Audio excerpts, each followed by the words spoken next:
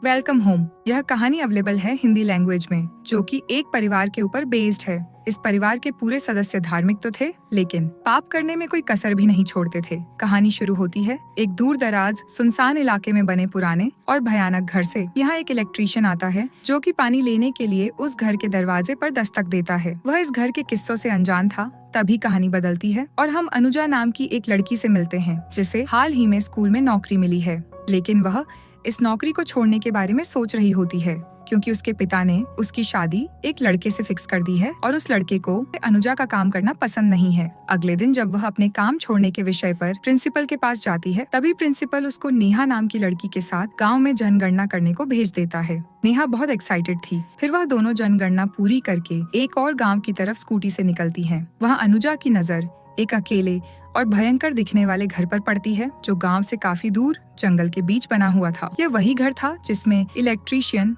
पानी मांगने आया था। अंजुना सोचती हैं कि इस घर की भी जनगणना करनी चाहिए। जब वे अंदर जाती हैं, तो उन्हें प्रेरणा नाम की एक लड़की मिलती है, जो प्रेग्नेंट थी, लेकिन उसकी हालत काफी खराब दिख रही थी। उसके शरीर में चोट के निशान भी थे। अनुजा और नेहा बच्चे के बारे में पूछती हैं, तो प्रेरणा एक हैरान कर देने वाली बात बताती है। उसके बच्चे जन्म के तुरंत बाद थोड़ी देर रोते हैं और फिर मर जाते हैं। ये सुनकर दोनों लड़कियां घबरा जाती हैं। तभी उन्हें पता चलता है कि घर में 3 और लोग थे। एक बूढ़ी महिला लीला, उस महिला का छोटा लड़का भोला और एक आदमी जिसका नाम घनश्याम था। वह भोला का बड़ा भाई था। प्रेरणा ने अनुजा से ये साफ नहीं बताया कि वो आदमी उसके साथ कैसा रिश्ता रखता है। अनुजा को घनश्याम के ऊपर शक होने लगता है, क्योंकि प्रेरणा और घनश्याम के बीच बहुत बड़ा एज डिफरेंस था। लेकिन अनुजा ने घनश्याम को प्रेरणा का पति मान लिया और अपने रजिस्टर में उनके परिवार की जानकारी लिख दी। लेकिन अब भी अनुजा प्रेरणा की बातों में खोई हुई थी और उसके घर का माहौल भी नेगेटिविटी दर्शा रहा होता है। इसीलिए दूसरे दिन अनुजा जनगणना का बहाना करके फिर से नेहा को लेकर उस घर की सच्चाई जानने जाती है। नेहा डरती थी, लेकिन अनुजा की जिद पर वो मान जाती है। इस बार वे दोनों घर में घनश्याम से मिलती हैं। पता चलता है कि वे लोग यहाँ 20 साल से रह रहे हैं और घनश्याम बहुत ही धार्मिक टाइप का आदमी होता है। इसलिए उसने 5 साल का मौन व्रत रखा था, जिसमें अभी 2 साल बाकी थे। घर का माहौल बहुत डरावना था, क्योंकि भोला उन दोनों को गंदी नजरों से देखता है और लीला उनसे चिड़चिड़ी होकर बात करती है। वह सब अजीब व्यवहार कर रहे थे। जनगणना पूरी करके वे घर से बाहर निकलने लगती हैं। तभी तेज बारिश शुरू हो जाती है और वह लोग वहीं अंदर रुक जाते हैं। लेकिन बारिश टाइम के साथ बढ़ती जा रही थी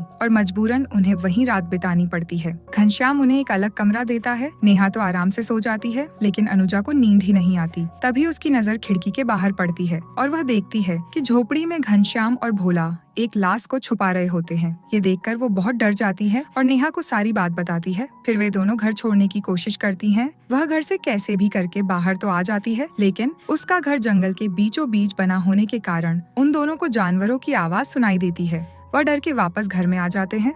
वह सोचते हैं, किसी ने तो हमें देखा ही नहीं है, हम सुबह होते ही इस घर से निकल जाएंगे। जब सुबह होती है, उन दोनों बिना कुछ खाए पिए ही वहाँ से निकलने लगती है। लेकिन घनश्याम को उन पर शक होता है। वह उनका पीछा करने लगता है, लेकिन वहाँ की रोड खराब होने कारण उनकी स्कूटी एक गड्ढे में फंस जाती है। घनश्याम और भोला उन दोनों को एक बेसमेंट में कैद कर देते हैं, जो कि घर के नीचे बना है। वहाँ वह उन्हीं लोगों को रखते हैं जिनको घनश्याम के हैवानियत का पता चल जाता है। अब वहाँ उनकी रोज पिटाई होती है और जब वे चिल्लाती हैं, तो उन पर गर्म पानी डालकर उनकी हुलिया टाइट कर दी जाती है। नेहा अब हार मान लेती है और अनुजा को बहुत बुरा भला कहती है। वह इन सब का इल्जाम अनुजा को ही देती है। कुछ दिन बीत जाते हैं। अब अनुजा भागने की योजना बनाती है। उसे पता चलता है कि घर का गंदा पानी एक पाइप से निकलता है। उसी से वे दोनों बाहर निकल जाती है। लेकिन उनकी किस्मत में आजादी नहीं होती है। वह भागते हुए फिर से उसी झोपड़ी में आ जाती है। वह एक आदमी को देखती है जो जंजीरों से बंधा था। वह वही इलेक्ट्रीशियन था जो शुरुआत में पानी मांगने आया था। उसने बताया कि उसने बच्चे की रोने की आवाज सुनी थी, इसलिए उसे भी बंदी बना लिया गया। इस बीच नेहा अपने भाई को घनश्याम से बात करते देखती है, लेकिन घनश्याम और भोला उसके भाई को उसी की आंखों के सामने ही मार देते हैं। नेहा ये सब देखकर चिल्ला देती है। नेहा की इस गलती के कारण अनुजा और नेहा को फिर से पकड़ लिया जाता है। घनश्याम उनको सजा देने के लिए